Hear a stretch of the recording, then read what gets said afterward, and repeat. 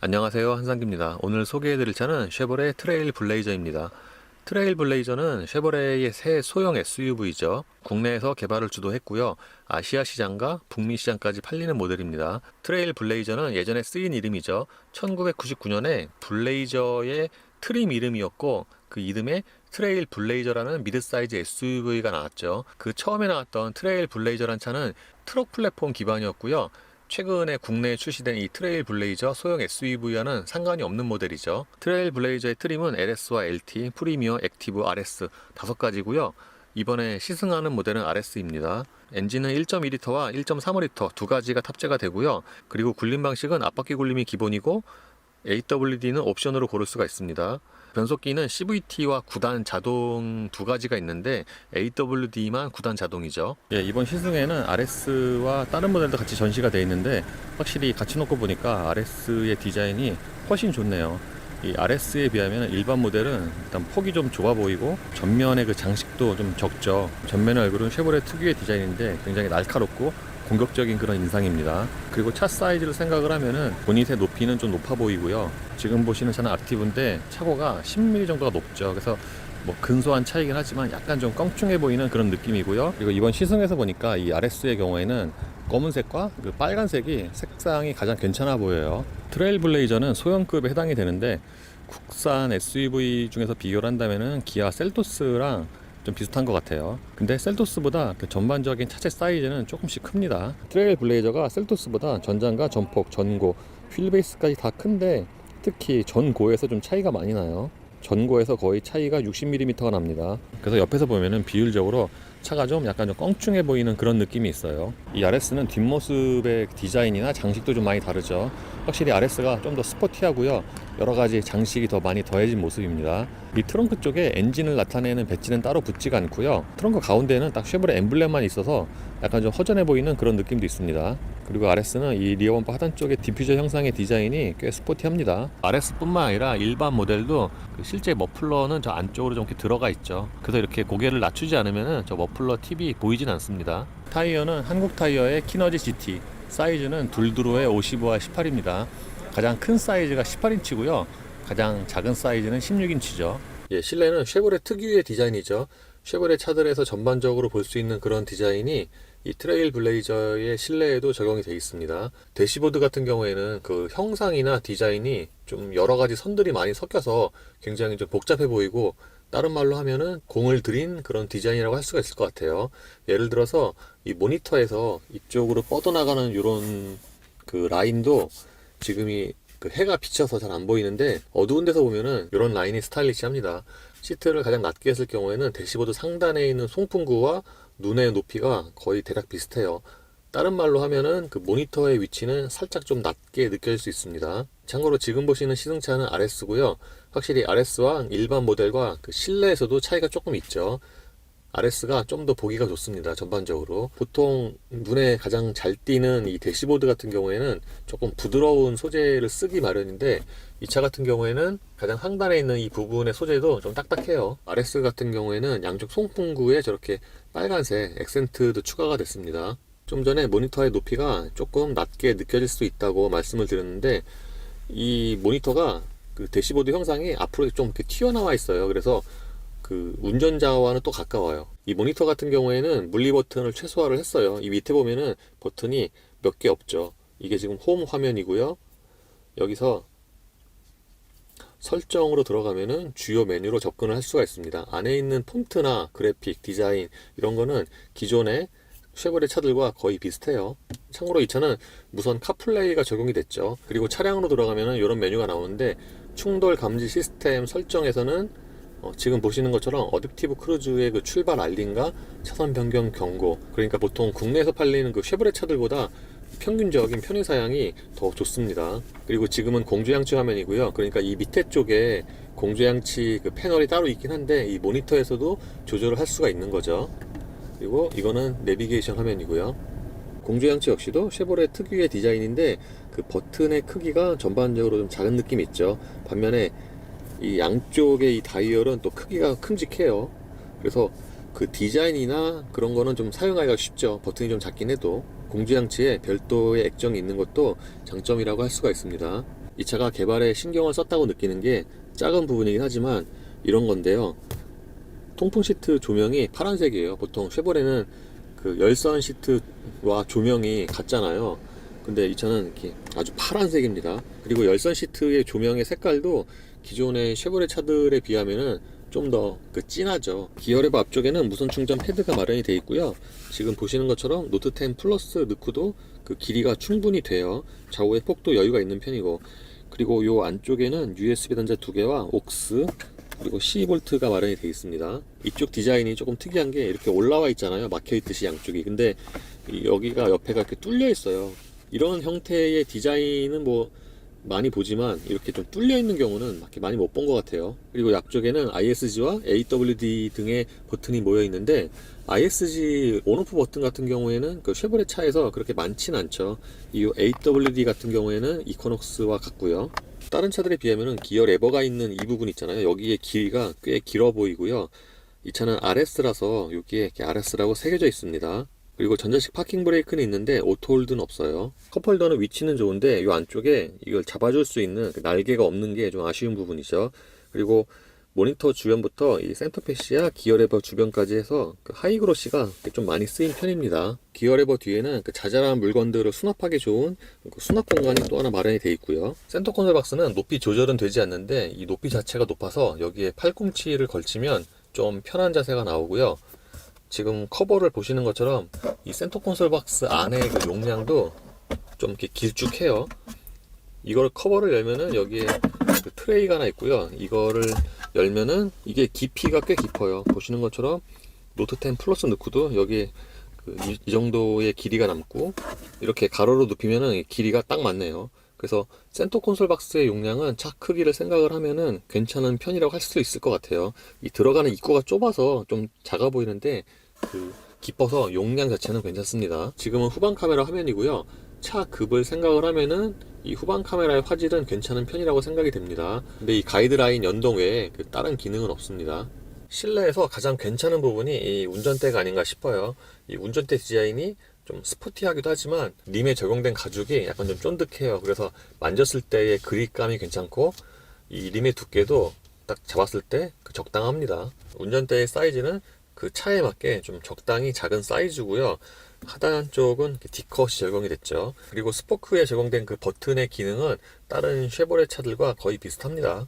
계기판은 전통적인 형태의 디자인 또는 쉐보레 특유의 디자인이죠.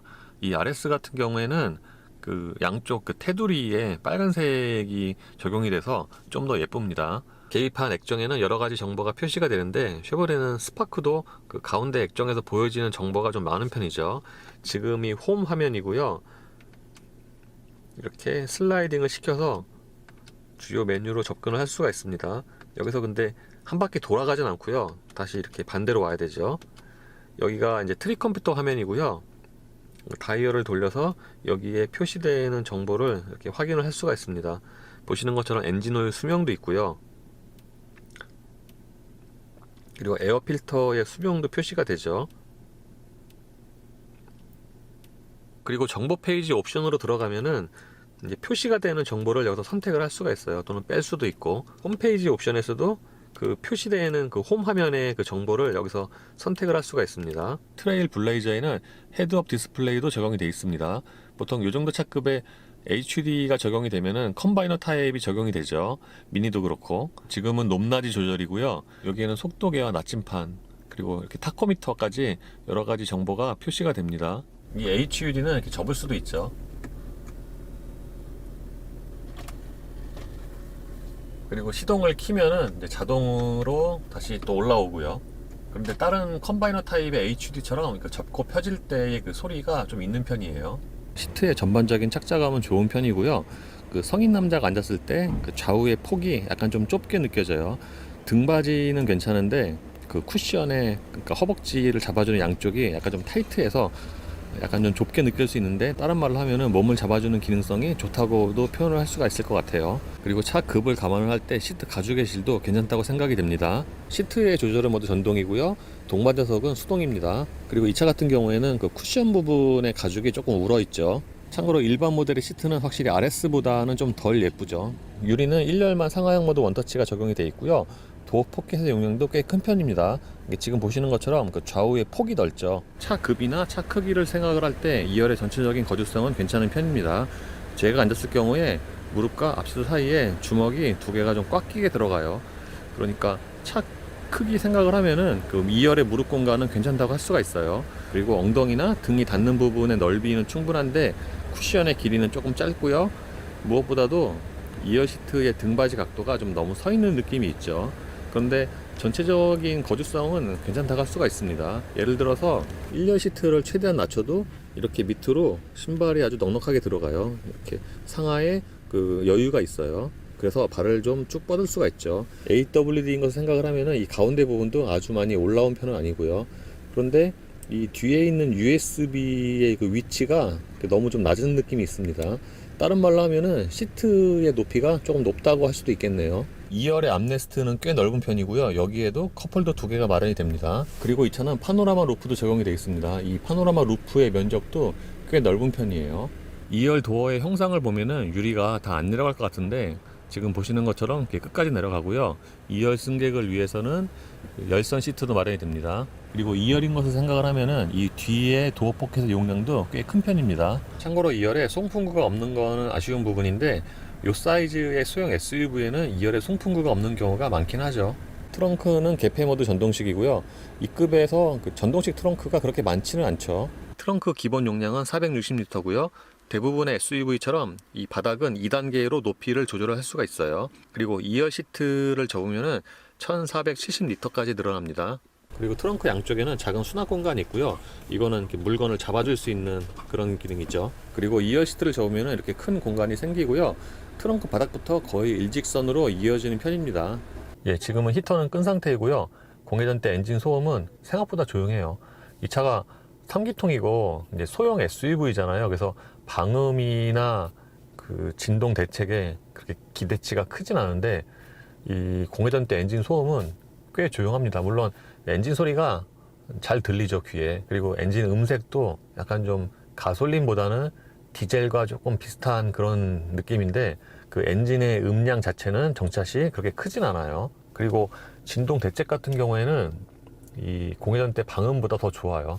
사실 3기통 엔진이면은 이 운전대로 공회전 때 진동이 전달돼도 그렇게 좀 이상한 건 아닌데 이 차는 공회전 때 이 운전대로 전달되는 그 진동이 아주 가늘게 있어요. 그러니까 그렇게 크진 않아요. 반면에 그 허리가 닿는 부분 쪽의 그 시트는 약간의 좀 떨림은 있습니다. 그래서 종합을 해보면은 작년에 탔던 그 같은 엔진의 말리부와 이건 거의 비슷하거나 좀 더 낫거나 그렇습니다. 특히 진동 같은 경우에 말리부 같은 경우에는 그 정차 시에도 운전대로 느낄 만큼 진동이 있었거든요. 근데 이 차는 그렇진 않아서 이 진동 대책은 오히려 말리부보다 좋은 게 아닌가 싶어요. 이 차의 파워트레인은 1.35L 가솔린 터보 엔진과 9단 자동 변속기로 조합이 됩니다. 트레일블레이저는 불림 방식에 따라서 변속기가 다르죠. 제가 처음에는 공회전 때 운전대로 전달되는 진동이 적다고 말씀을 드렸는데 지금 보니까 방금보다는 진동이 조금 더 느껴지네요. 그 노면이나 상황에 따라서 그 진동의 정도도 조금씩 달라지는 것 같아요. 어쨌든 이 차가 초반의 주행 질감은 말리부보다 더 좋다고 느껴져요. 같은 엔진에. 왜냐하면 같은 엔진의 말리부는 초반에 출발할 때 그 진동이 좀 생기거든요. 특히 초반에 가속 페달 많이 안 밟고 천천히 가속을 하는 경우에는 그 3기통의 느낌이 강하게 나는데 이 차는 그 정도는 아니고요. 말리부 같은 경우에는 그 변속기가 CVT잖아요. 1.35 엔진. 그 차는 그 초반에 CVT 특유의 좀 늘어짐이 있어요. 그런 느낌이 좀 강하게 느껴지는데 이 차는 9단 자동 변속기여서 그런 느낌은 한결 덜합니다. 그리고 이 차만 놓고 봤을 때 9단 자동 변속기인데 그 처음에 출발할 때 좀 미끄러짐이라고 하죠. 그런 느낌은 있어요. 초반에 나갈 때 약간 좀 늘어지는 느낌은 있습니다. 이 차는 ISE 작동할 때 엔진이 온오프가 되잖아요. 꺼질 때는 굉장히 부드럽게 꺼지고요. 켜질 때의 그 움직임도 그렇게 크지 않습니다. 보통 ISG로 엔진이 꺼질 때는 대부분의 차가 깔끔하게 시동이 꺼지죠. 반면에 시동이 다시 켜질 때는 가솔린이든 디젤이든 정도의 차이는 있지만 좀 차체가 움직임이 있거든요. 근데 이 차는 그 3기통 엔진인 것을 생각을 하면은 엔진이 재시동될 때 그 차체의 그 움직임은 꽤 적은 편이에요. 움직임이 아주 없는 건 아니고요. 앞뒤로 좀 흔들리긴 하지만 그 정도가 그렇게 크진 않습니다. 그래서 공회전 때 진동 대책도 그렇고 주행할 때 가속 페달 밟았다가 딱 놨을 때 엔진이 좀 움직이잖아요. 그래서 충격이 좀 생기는데 그런 정도 좀 덜하고요. 그래서 그 엔진 그 진동에 대한 대책은 좀 신경을 많이 쓰지 않았나 싶어요. 동력 성능 같은 경우에는 그 기대치에 따라서 느끼는 게 좀 다를 것 같아요. 왜냐하면은 그 3기통 엔진인 것을 생각을 하면은 동력 성능이 괜찮다고 느껴지고요. 반면에 이 차가 156마력이잖아요. 보통의 자연흡기 2리터와 비슷한데 그 수치를 생각을 하면은 좀 아쉬운 면이 있죠. 이 차가 요즘에 터보 엔진 치고는 지체 현상이 좀 있는 편이에요. 예를 들어서 밟았을 때 대략 한 2500rpm 그 이상이 돼야지 좀 제대로 힘을 받고요. 그 부스트가 차서 올라가는 상황에서도 기어가 내려가면서 딱 치고 나간다 또 그런 느낌은 아니에요. 그러니까 일상적인 주행, 예를 들면은 보통은 가속 페달을 한 20-30% 정도만 밟잖아요. 그 상황에서는 그렇게 동력 성능이 부족하다 그런 느낌은 안 드는데 이제 많이 밟거나 추월할 때 그때는 좀 부족하게 느껴질 수 있습니다. 그리고 공회전 대비해서 회전수를 많이 올리면은 그 음색이 좀 더 거칠어지죠. 그래서 그렇게 듣기 좋은 음색은 아니고요. 고회전을 많이 쓰면은 좀 버거워하는 그런 느낌은 있어요. 그리고 이번에 운전 시간이 짧아서 좀 정확하게 말씀드리긴 좀 어려운데 이 9단 변속기는 전체적으로 무난합니다. 그러니까 보통 이렇게 문제가 되는 그 변속 충격을 거의 느끼기 힘들고요. 일상적인 주행에서는 이렇게 9단이면은 기어가 많아서 특히 저속에서 변속이 되게 자주 일어나잖아요. 그러면 변속 충격을 좀 느낄 수가 있는데 이 차는 전체적으로 기어 변속이 부드럽게 진행이 되고요. 승차감 같은 경우에는 1열과 2열에 좀 차이가 많이 나요. 아까 오토야의 박병화 기자가 운전을 할 때 제가 뒤에 타고 있었는데 그때 저는 이 차 자체가 꽤 단단하게 세팅이 된 줄 알았어요. 왜냐하면은 자잘한 노면의 그 충격이 엉덩이로 좀 잘 전달이 되고요. 서스펜션의 상하 움직임도 좀 적다고 느껴졌거든요. 그래서 저는 이 차가 소형 SUV잖아요. 그 좀 젊은 층에 맞게 승차감을 좀 단단하게 세팅을 하지 않았나 그렇게 예상을 했습니다. 근데 지금 1열에서 이렇게 운전을 해보니까 1열 쪽은 오히려 좀 부드럽네요. 그러니까 단단한 게 아니라 부드러운 쪽에 더 가깝고요. 노면의 충격을 잘 흡수를 합니다. 2열에서는 노면에서 올라오는 그 자잘한 충격이 잘 전달된다고 말씀을 드렸는데 1열에서는 그런 자잘한 충격을 사뿐하게 흡수를 하는 것 같아요. 그래서 1열의 승차감은 보편적이라고 생각을 하고요. 2열 대비해서 그 상하의 움직임도 좀 더 있는 편인데 그게 불쾌할 정도로 그 롤이 있다거나 그렇진 않습니다. 그리고 이 차가 토션빔 베이스잖아요. 리어 서스펜션이. 근데 적어도 1열에서 운전할 때는 그 리어 서스펜션이 토션빔이라는 티가 그렇게 많이 안 나요. 트레일 블레이저 같은 소형 SUV는 1열 중심이기 때문에 리어 서스펜션의 그 승차감이 떨어지는 게 그렇게 큰 약점이나 단점이라고 생각이 되진 않습니다. 물론 1열 대비하면은 2열의 승차감은 좀 많이 좀 떨어지고요. 소음도 더 많이 올라오죠. 스티어링은 직진할 때랑 조향할 때랑 그 느낌의 차이가 좀 있어요. 지금처럼 직진하는 경우에는 그 운전대의 무게가 어느 정도는 좀 묵직하고요. 감각도 좀 정확합니다. 그 중심 부분의 그 유격도 좀 적게 느껴지고요. 근데 나들목 같은 데서 이제 조향을 살짝 하잖아요. 그럴 때는 중심 부분의 유격이 좀 더 크게 느껴지고요. 그 정확도도 조금 떨어지는 것 같아요. 참고로 이 차 스포츠 모드로 바꾸면은 다른 차들 대부분은 스포츠 모드로 바꾸면은 엔진과 변속기가 좀 스포티해지잖아요. 특히 가속 페달 초반의 반응이 좀 빨라지는데 이 차는 그 노멀과 스포츠 모드에서의 그 차이가 그렇게 크진 않아요. 그 두드러지진 않습니다. 예를 들어서 정속 주행을 하다가 스포츠 모드로 바꾸면은 엔진 회전수가 조금 올라가긴 하는데 그게 그렇게 스포티한 느낌은 아니고요. 가속 페달의 반응도 뭐 차이가 아주 크진 않습니다. 반면에 스티어링은 좀 차이가 있어요. 스포츠 모드로 바꾸면은 스티어링이 좀 더 묵직해지고 그 느낌 자체가 좀 더 정확하다고 느낍니다. 그래서 스포츠 모드로 바꾸면은 가장 두드러지게 차이 나는 거는 스티어링이라고 할 것 같아요. 실제로 저희가 아까 왔을 때 그 GM 이 차 개발 총괄하시는 분이 이제 앞좌석에 탔는데 그분도 스포츠 모드 설명할 때 이제 스티어링을 먼저 말씀을 하시더라고요. AWD는 온 디맨드 방식이죠. 이 차는 AWD라고 해도 기본이 2륜이고요. 그러니까 AWD 버튼을 누르지 않으면 계속 2륜으로 주행을 하는 거죠.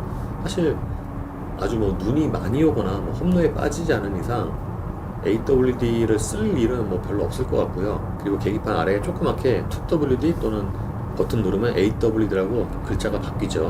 고속주행 시 안정감은 꽤 좋은 편입니다. 이 차가 소형 SUV 중에서도 키가 좀 큰 편이고 하체는 앞쪽은 조금 부드럽잖아요. 그럼에도 불구하고 고속으로 주행할 때의 그 안정감은 꽤 좋은 편이어서 그렇게 불안함이 별로 없어요. 그리고 높은 키 생각을 하면은 고속으로 주행할 때 바람 소리도 그렇게 크진 않고, 물론 타이어의 소리는 좀 많이 올라오는 편이죠. 제가 지금 95km로 주행을 하고 있는데 이때도 그 타이어의 소음이 좀 귀에 잘 들립니다. 예, 이번에 간단하게 쉐보레 트레일 블레이저를 시승을 해봤는데요. 기존에 팔리던 그 대부분의 쉐보레 차들과는 달리 이 차는 상품 구성이 좋아요. 가격도 경쟁력이 있고, 무엇보다도 이 차의 면면을 보면은 차를 좀 많이 팔겠다는 그런 의지가 보이는 것 같아요. 특히 실내 곳곳을 보면은 좀 신경을 많이 썼다는 티가 납니다. 아까도 이제 말씀을 드렸지만 통풍과 열선 시트의 조명도 그렇고, 앞쪽에 USB의 그 조명도 그렇고, 그리고 이거보다 훨씬 더 비싼 트래버스보다 이 차의 그 편의 장비가 더 좋아요. 이 차는 ACC도 있죠. 그리고 운전석에는 손잡이도 있습니다. 보통 운전석에까지 손잡이가 있는 차가 별로 없잖아요. 효용성이 아주 크진 않지만 운전석에도 손잡이가 있어요. 그래서 이 차의 면면을 보면은 최근에 나온 쉐보레 차 중에서는 가장 경쟁력이 있고, 그 비슷한 급의 현대기아 차와 비교를 해도 경쟁력이 있다고 생각이 됩니다. 특히 뭐 셀토스와 비교해 보면은 그 차에는 없는 뭐 그런 편의 장비도 있어요. 예를 들면 전동 트렁크. 셀토스는 트렁크가 수동이죠. 이 차는 엔진이 1.2L와 1.35L 터보 두 가지가 탑재가 되는데, 1.2L 같은 경우에는 트랙스도 좀 대체를 할 수 있지 않을까 싶어요. 그리고 만약에 트레일 블레이저를 구입을 생각을 하신다면은 주행 질감 때문이라도 그 AWD, 그러니까 구단 변속기가 조합되는 그런 사양이 더 낫다고 생각이 됩니다. 만약에 CVT라고 생각을 한다면은 같은 파워트레인에 말리부 1.35를 생각했을 때 아무래도 구단 변속기 사양보다는 주행 질감이 좀 떨어지거든요. 물론 비슷한 가격과 편의 장비를 갖췄다고 해도 3기통 엔진에서 비롯되는 그 주행 질감이 떨어지는 거는 좀 어쩔 수가 없죠. 소비자들의 인식도 그렇고. 네, 이로써 쉐보레 트레일 블레이저의 시승을 마치겠습니다. 감사합니다.